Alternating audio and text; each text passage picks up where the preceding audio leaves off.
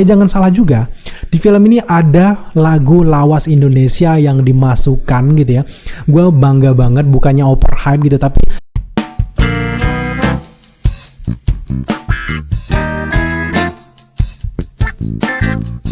Hai guys, welcome to Daily Screen. So di video kali ini mari kita ngobrolin soal film The Creator. Film The Creator ini adalah film terbaru karya Gareth Edwards.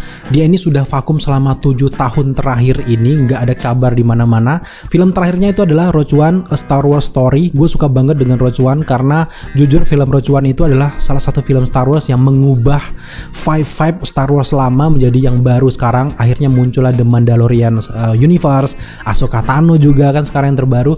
Gue suka banget dengan Star Wars sejak Rogue One. Nah, itu adalah orang-orang di baliknya, ya tentu saja Gareth Edwards juga yang lainnya. Nah, kebanyakan memang kru yang ada di Rogue One ternyata pindah juga menggarap film The Creator ini guys. Mulai dari penulisnya kan ada Chris Wade dan juga Gareth Edwards juga. Fakta menariknya adalah Gareth Edwards ini selain dia juga sebagai sutradara, dia juga berkecimpung sebagai produsernya, sebagai penulis skenarionya bersama dengan temannya Chris Wade ini yang juga menulis film dari Rogue One.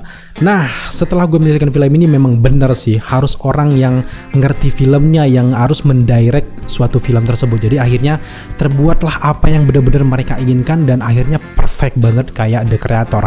Tapi sebelum membahas lebih jauh, gue akan ceritakan sedikit sinopsis dari film The Creator ini.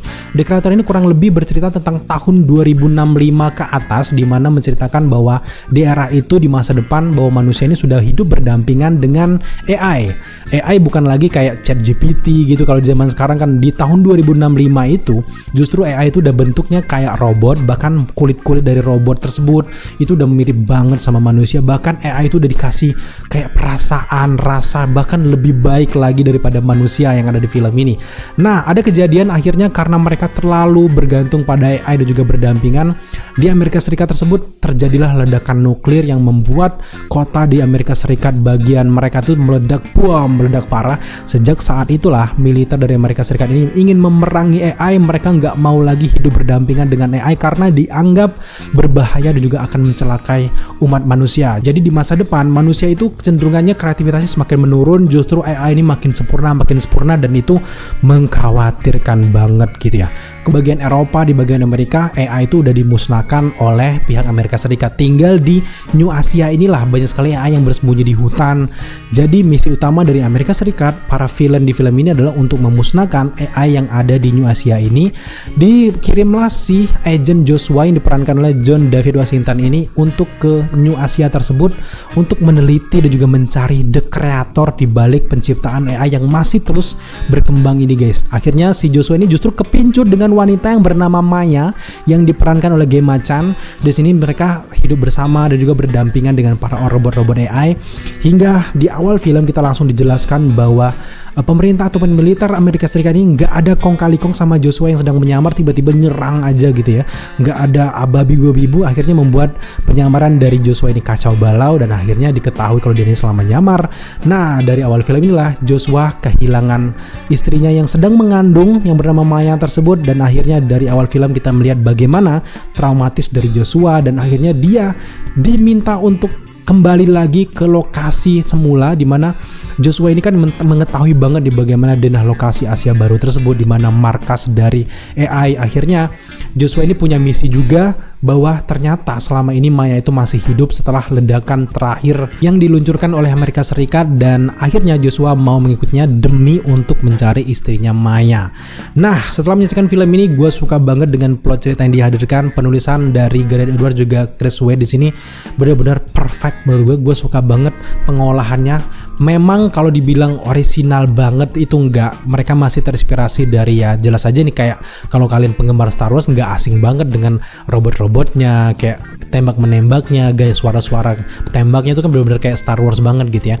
Kemudian juga tema ceritanya pun kayak perperangan manusia melawan AI, itu kan benar-benar kayaknya udah banyak deh film-film di luar sana yang mengangkat tema yang sama kayak Terminator, Blade Runner dan sebagainya gitu, ada banyak banget.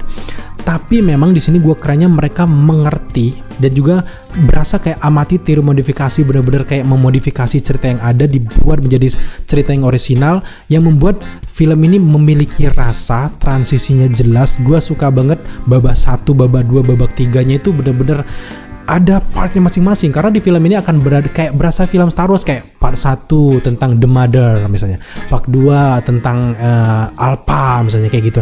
Nah di film ini juga dijelaskan dengan sangat baik gitu. Dari awal film kita diperlihatkan asal usul sang karakter utama, bagaimana AI itu berpengaruh dari era sekarang sampai ke tahun 2065 itu gimana, itu jelas banget. Dan gue merasakan ngerinya gimana, karena dengan perkembangan AI zaman sekarang, kalau manusia itu seserakah yang ada di film ini, akhirnya benar-benar terjadi gitu ya.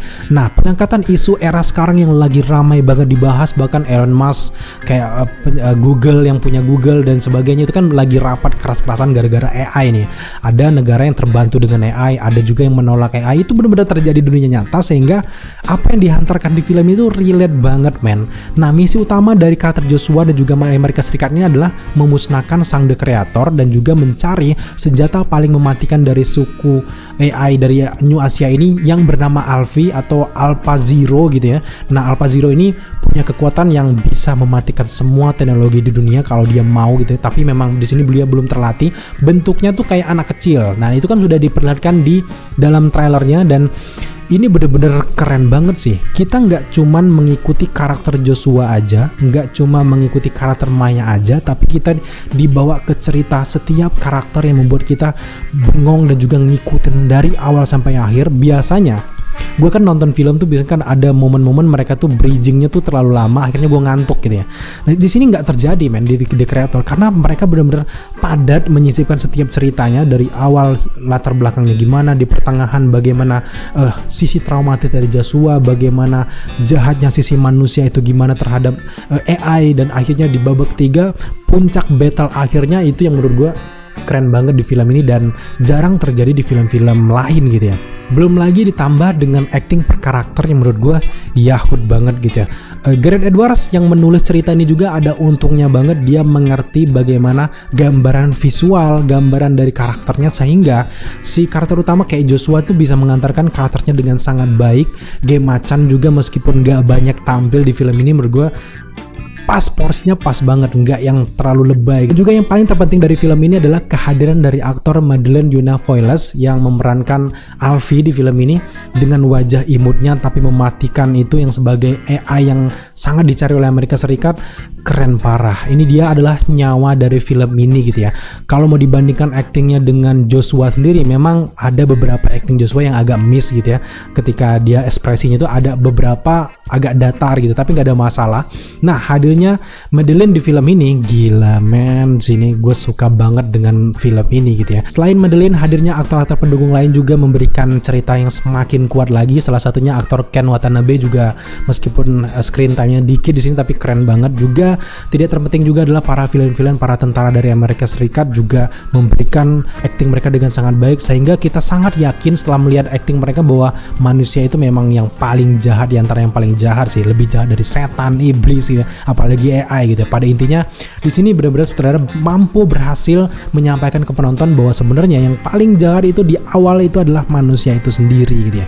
Nah, sekarang mari kita bahas soal sinematografi, visual effect ataupun CGI. Nah, yang pertama mari kita bahas soal CGI yang membuat gue takjub di film ini. Kontras cerita yang digambarkan di New Asia gitu. Gue gak tahu di mana. Ada juga kayak di Vietnam, kayak ada di Indonesia juga gitu gambarnya. Kayak ini digambarkan New Asia gabung gitu ya. Ada bahasa Indonesia bahkan di sini. Jangan salah gitu. Ada Indonesia coy di film ini. Dan gue suka di sini adalah kontras persawahan yang sederhana, gunung-gunung yang biasa saja dikolaborasikan dengan AI, dengan teknologi yang sangat-sangat futuristik.